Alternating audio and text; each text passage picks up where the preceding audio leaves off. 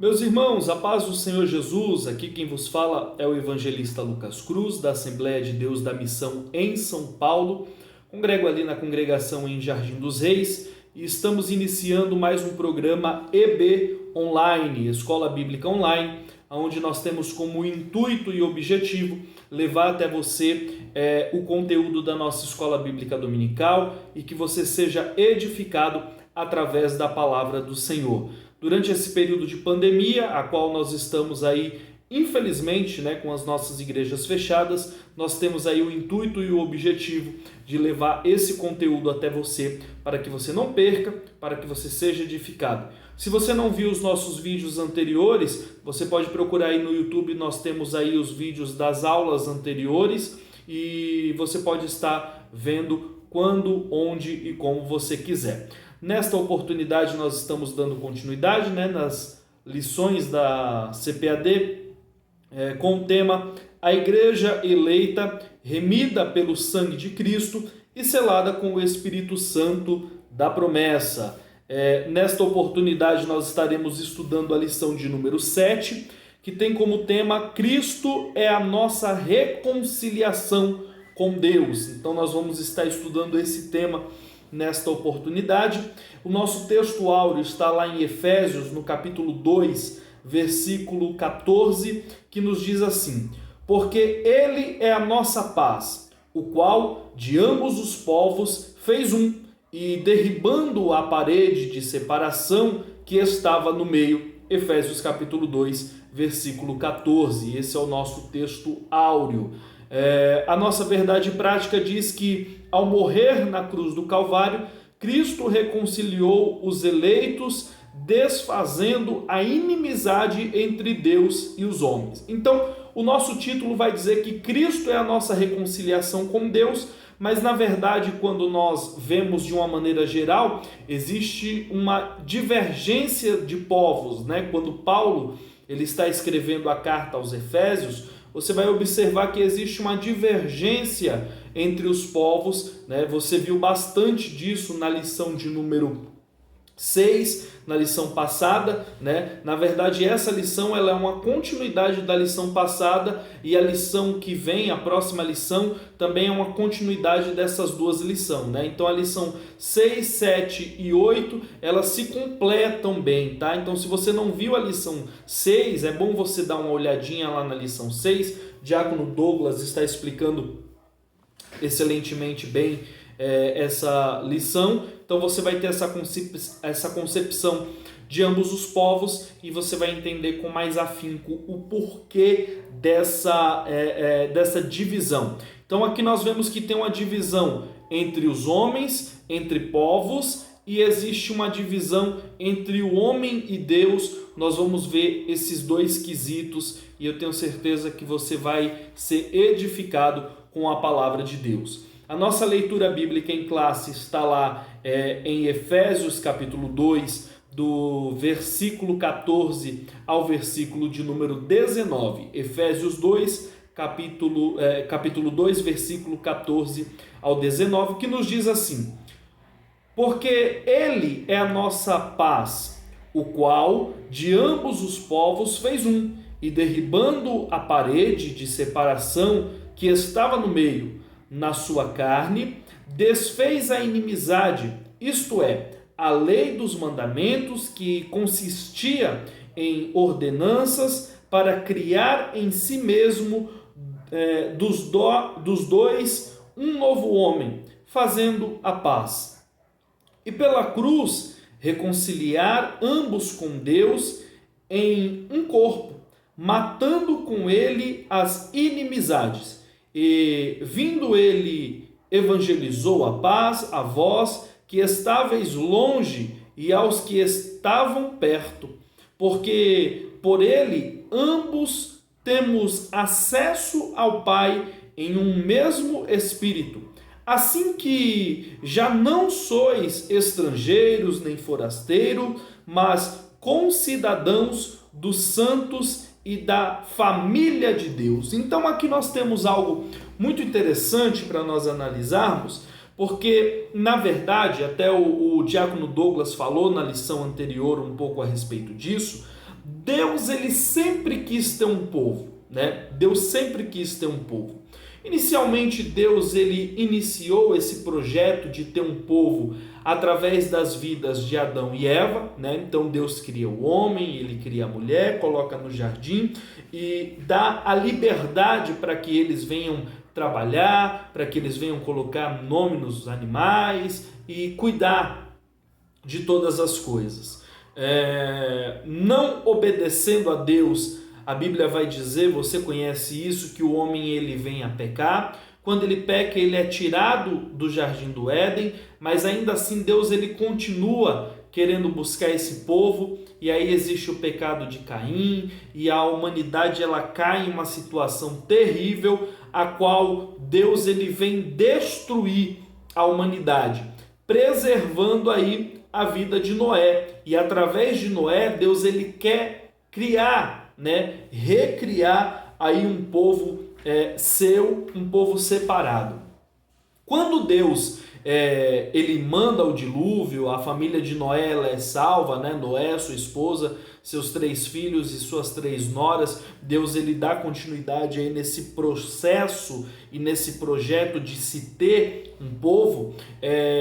O homem ele vem a pecar novamente, o pecado ele volta a entrar, e quando isso acontece, nós temos agora uma situação na qual o ser humano está corrompido e esse povo não pode ser mais o povo de Deus.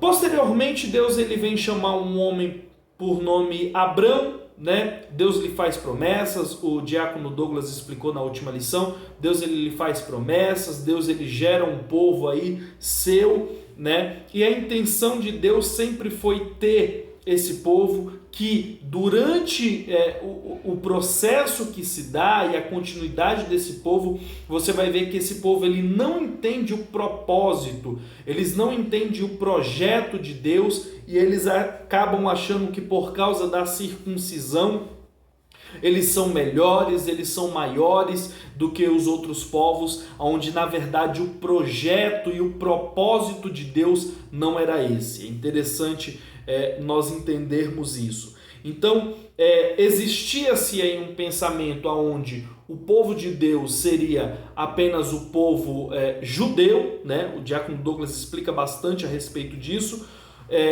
Então esse povo, eles achavam-se que estava acima de tudo, achavam-se que era o povo de Deus, né? Existia até uma crença na época onde eles diziam que Deus jamais lançaria um filho de Abraão para condenação, e na verdade nós entendemos e sabemos que não é dessa forma.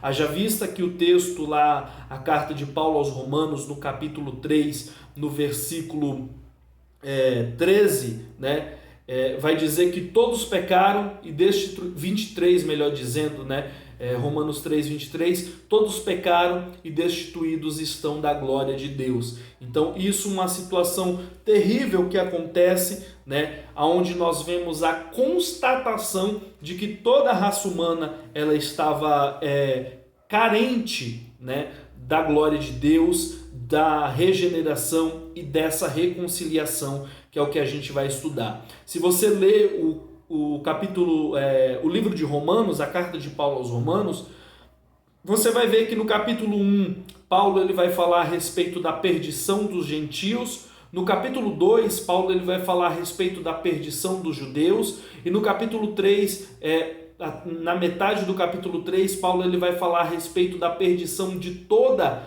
a raça humana, né? Tanto judeus quanto gentios, eles eram pecadores, e no versículo 23 vai dizer que todos pecaram, destituídos estão da glória de Deus, e a partir daí Paulo ele começa a falar a respeito da regeneração do homem, de como o homem se torna uma nova criatura, e aos Efésios ele está falando também a respeito disso e ratificando essa questão da carência que o homem ele tem dessa regeneração, dessa reconciliação, dessa reaproximação de Deus. Então é imprescindível para o ser humano, todo ser humano, independente de povo, língua, nação, que ele reconheça a Jesus como único e suficiente Salvador. Sem isso, ninguém tem a possibilidade de ser chamado filho de Deus, de ser reconciliado com Deus, e se isso não acontecer, a perdição ela é certa. Então, nós precisamos reconhecer isso, né? Você que já aceitou Jesus, você já tem, claro, esse pensamento, e entenda que a partir do momento que nós estamos em Cristo, nós somos um povo diferente, nós somos uma nação diferente, nós somos pessoas que não vivem mais a vontade nossa, mas a vontade de Deus, né? Infelizmente, hoje o que nós vemos é que muitas pessoas querem introduzir dentro da igreja costumes e coisas lá de fora, lá do mundo, e na verdade quem está em Cristo, nova criatura é, as coisas velhas já passaram e eis que tudo se fez novo. Então a partir desse momento é uma nova vida, é uma nova história, é um novo modo de falar, de vestir, de andar, de se portar. As atitudes elas mudam e deve seguir o panorama de Deus, amém? Então só para que você tenha esta noção, em uma visão geral. Vamos entrar aqui na nossa introdução que diz assim: se na lição anterior analisamos o antigo quadro desolador acerca dos gentios, em que o apóstolo Paulo descreveu, nesta veremos que houve uma significativa mudança na sequência do capítulo 2. No versículo 13, Paulo usa a expressão adversativa, mas agora, para indicar que algo aconteceu e alterou a situação dos gentios. Ele explica que essa mudança repousa na obra de Cristo, na obra que Cristo realizou. Vós que antes estavam longe, já pelo sangue de Cristo chegaste perto. Na presente lição estudaremos os desdobramentos dessa mudança. Então, aqui agora, a partir do versículo 13, Paulo ele começa a trazer algo diferente, né? A carta é escrita aos Efésios e o povo ali de Efésios era um povo, de Éfeso, né, no caso, era um povo gentil. Sua grande maioria era povo gentil, né? Povo que viviam na idolatria, que viviam no pecado. Existia essa divisão, existia essa separação, só que agora, através de Cristo, essa história ela vai mudar. E de que forma que dá essa mudança, né? E aí Paulo ele vai dar os desdobramentos. E no versículo 13, Paulo ele vai falar assim, ó: vós que antes estava longe, já pelo sangue de Cristo chegasse perto. Então, aquele que era desprezado, aquele que era desprezível, aquele que estava longe, agora já não está mais longe, ele está perto. E é interessante a gente ressaltar essa questão, porque quando nós olhamos aqui esse contexto, né, é interessante porque muitas pessoas vão falar assim, o Velho Testamento é o período da lei e o Novo Testamento é o período da graça. Não, sempre foi graça. Deus sempre quis ter um relacionamento, Deus sempre quis ter um contato, Deus sempre quis ter uma aproximação do ser humano. Agora, o que acontece é que o ser humano não queria isso. Muitas pessoas não queriam isso, né? Deus ele tem o seu povo ali separado, os descendentes de Abraão, mas quando você for ver a história, né, de uma maneira geral lá no Velho Testamento, você vai identificar que Cristo, Deus e o Espírito Santo, né, eles todos ali, eles têm um amor e um carinho com toda a população, né? Haja vista que Deus que Raabe ela é introduzida no povo de Deus, uma gentia que morava na cidade de Jericó, que não tinha acesso nem condições a fazer parte do povo de Deus. Quando você olha o que ela fez e a crença no Deus de Israel, Raabe ela é introduzida. Todos morrem ali na cidade de Jericó. Agora a vida de Raabe ela é preservada porque ela creu no Deus verdadeiro, ela creu no Deus poderoso. Então agora nós temos uma situação onde Deus ele sempre quis, Deus ele sempre teve a vontade, o desejo. Quando nós olhamos para Deus, nós vemos Deus como um Deus pessoal, um Deus que preza, que prima por um relacionamento, por um contato, né? E muitas pessoas acabam não entendendo isso. Ah, não, Velho Testamento era lei, Novo Testamento era graça. Não, sempre foi a graça. Deus sempre quis salvar a todos, né? A questão é que antes não se dava-se tanto o valor e as pessoas não acreditavam tanto. Mas se você for olhar exemplos bíblicos, né? Nós temos a própria Ruth também, que era uma gentia que fez parte também, e na genealogia de Jesus você vai ver essas duas mulheres, elas sendo citadas, né? Então é interessante a gente olhar para esses pontos também, porque são pontos importantes. Então, vós que estavam longe, apesar de longe, não era impossível, né, fazer parte do povo de Deus, como você viu nesses dois exemplos. Mas agora estão perto, né, através de Jesus Cristo, eles estão perto, e estando perto, eles têm a condição de viver uma vida diferente, uma vida que agrade a Deus. Amém? Primeiro tópico, Cristo desfez a inimizade entre os homens. Então a primeira coisa que a gente vai falar é dessa inimizade, dessa separação que existia entre Deus e os homens. O exclusivismo religioso criou inimizade entre judeus e gentios. Nesse ponto, veremos o que Cristo fez para dar fim a esse litígio entre os homens. Então vamos lá, primeiro subtópico, a parede de separação entre os homens. Trata-se de uma analogia com as muralhas do templo em Jerusalém. A estrutura da construção revela o exclusivismo religioso do judaísmo. Entre o santuário e o átrio dos gentios havia um muro de pedra com a proibição de acesso aos estrangeiros.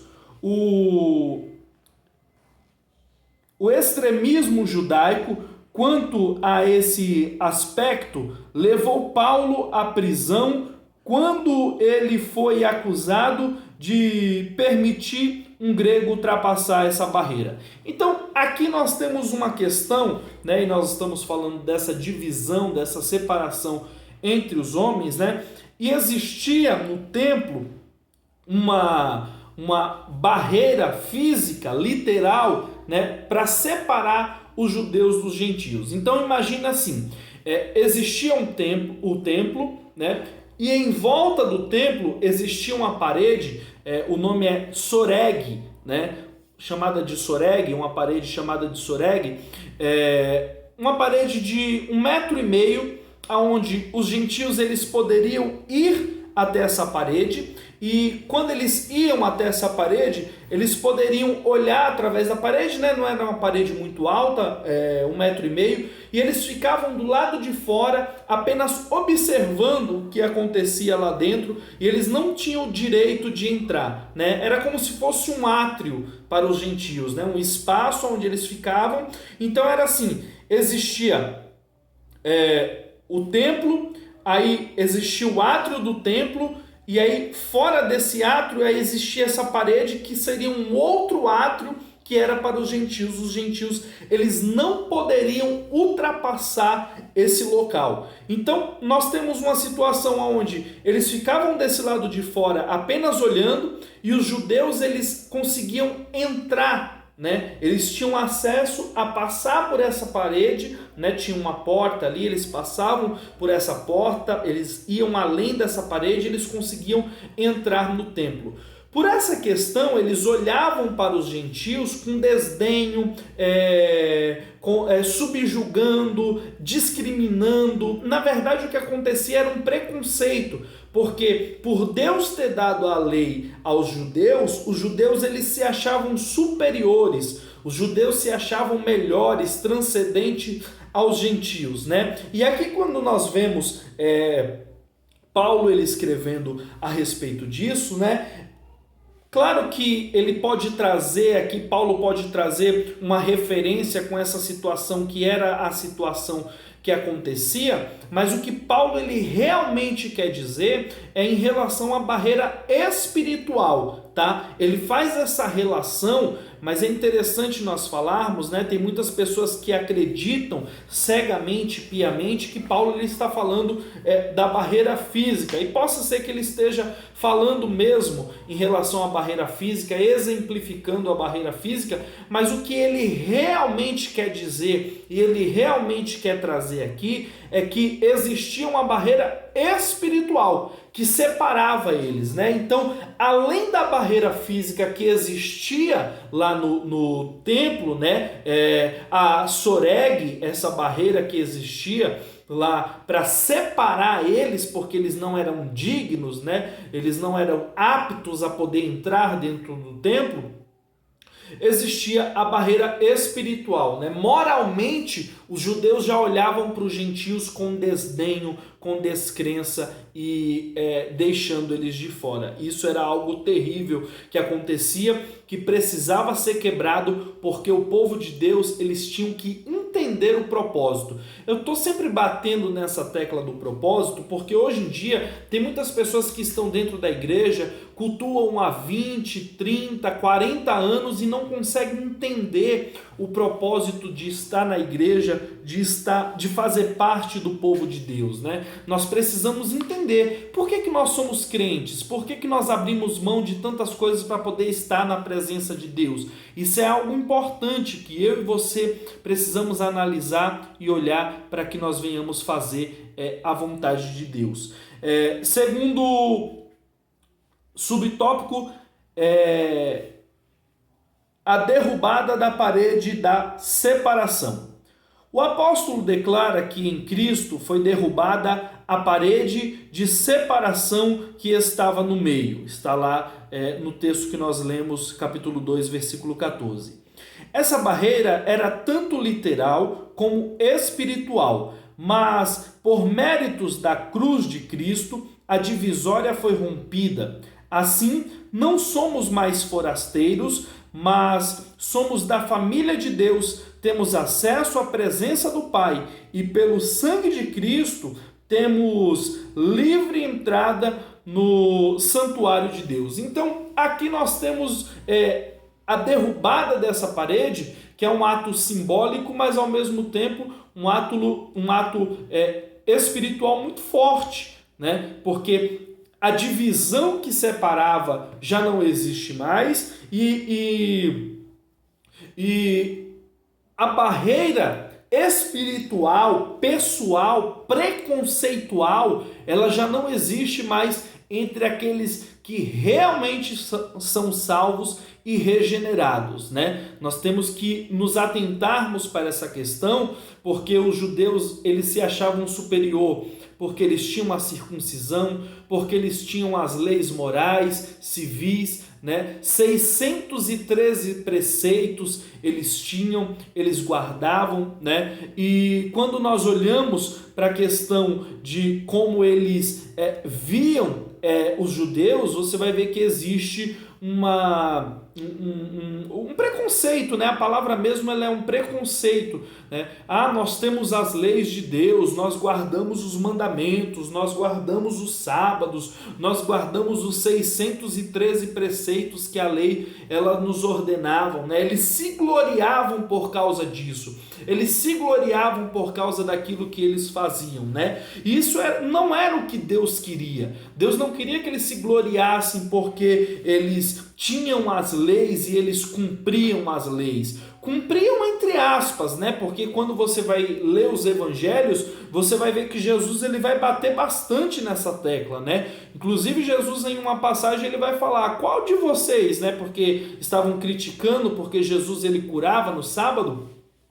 E aí Jesus ele vai dizer: qual de vós, que tendo uma ovelha, que tendo um animal que caia dentro de um buraco, no dia de sábado vai deixar o seu animal lá? Não, vocês vão ir lá e vocês vão tirar. Vocês são hipócritas, porque vocês querem que vocês pegam a ovelha de vocês, vocês fazem, quebram o sábado por causa de um bem seu, mas quando eu faço bem para outro, vocês dizem que não é lícito. né? Então você vê que eles se gloriavam por cumprir a lei, mas muitas das vezes eles não cumpriam realmente, né? Eles queriam impor às outras pessoas, mas eles mesmo não cumpriam a lei, e isso gerava essa divisão, né? Nós somos cumpridores, nós somos melhores, mas na verdade, no literal, no dia a dia, isso não acontecia, e é o que infelizmente acontece em muitas igrejas, né? Pessoas que querem impor a outras pessoas, né? E principalmente ao novo convertido: não, você tem que ser assim, você tem que ser assado, você não pode fazer isso, para com isso. E tem pessoas que é ferro e fogo,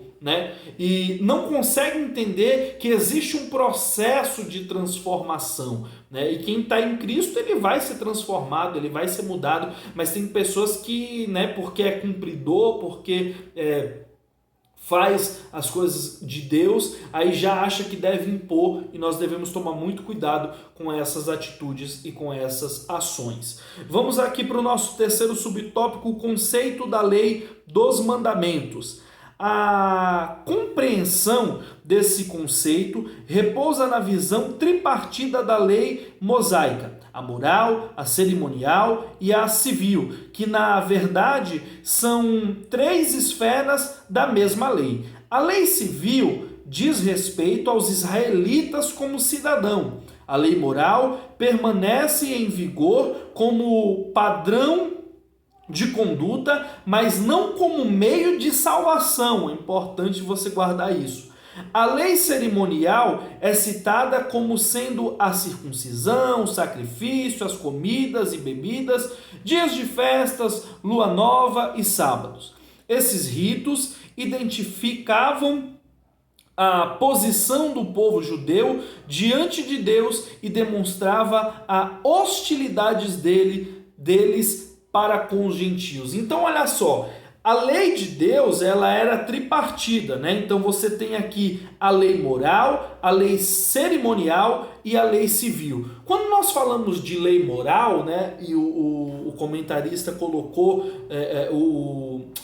o nosso irmão Douglas, Diácono Douglas, colocou de uma forma bacana na última aula, né? Falando que é a moral de Deus, que é a característica de Deus, que é a essência de Deus, né? Essa lei moral, Deus ele deixa para nós até hoje, né? Com exceção aí, vamos pegar o mais abrangente de todos aí, mais conhecido, que é os 10 mandamentos, né? Com exceção do sábado, que Deus ele deixa para nós o preceito sabático de fazermos um tempo, dedicarmos um tempo a Ele e dedicarmos a adoração e exaltação dele, né? O preceito sabático é esse, mas não de dia. Jesus ele deixa muito claro isso.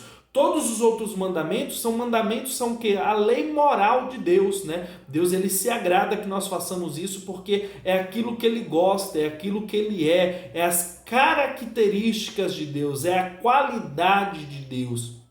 Nós devemos guardar isso, né? Então, eles tinham, né, essa lei para com eles, muitas das vezes não cumpriam, mas eles tinham e se gloriavam nisso, né? Enfim, as leis cerimoniais, né, que era os ritos, a circuncisão, as festas, os sacrifícios, né, as bebidas, as comidas e todas essas coisas que Deus deixava para o povo israelita, né, o povo judeu.